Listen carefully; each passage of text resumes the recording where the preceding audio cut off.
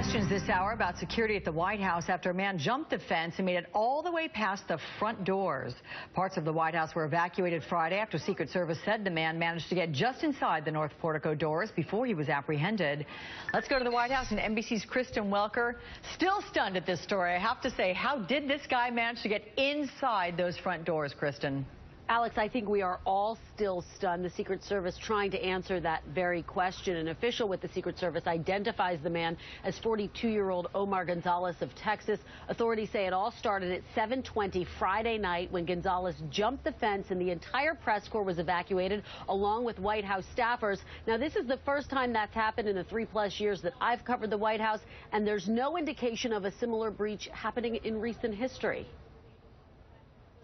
The dramatic cell phone video captured by an NBC News photographer shows officers with the Uniform Division of the Secret Service chasing after a man moments after he apparently jumped the White House fence and ran all the way up the north lawn, approaching the outside portico.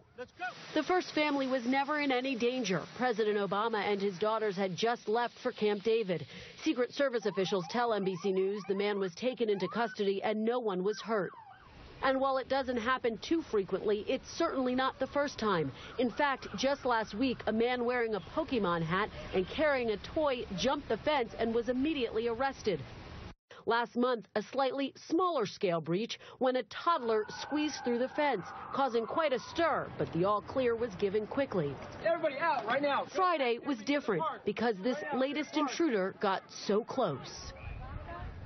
Now, the was arrested just inside the North Portico doors. We want to be really clear about that. In a statement, the Secret Service says, quote, "This incident is currently under investigation and the Secret Service will review the response to ensure the proper protocol is followed." When asked about this breach of security, a law enforcement official underscored that the first family was not in the residence at the time. The individual wasn't armed and may have been mentally disturbed. Still, the Secret Service says the location of the arrest is not acceptable and the incident will be closely reviewed. Alex, I asked if any heads are going to roll, if anyone's been placed on administrative leave. So far, no response to those questions. Alex. Hey, Kristen, can I just quickly ask, I mean, you were there, right? And you had to be evacuated. What was that like? I mean, what was the tenor of everything? Were you guys afraid, or did you think, it's going to be all right? We weren't afraid. We were collectively stunned, Alex, when the photographers, the people who were standing outside on the north lawn, came rushing into the press area with video and telling us what had happened. Everyone was stunned. And then I would say just a few minutes later, the Secret Service came in and they said everyone has to evacuate.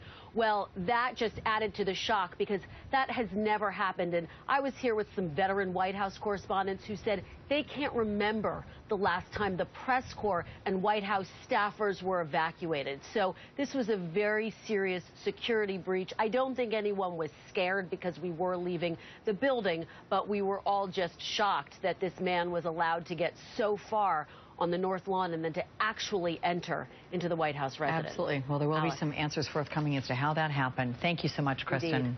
Thanks. Next,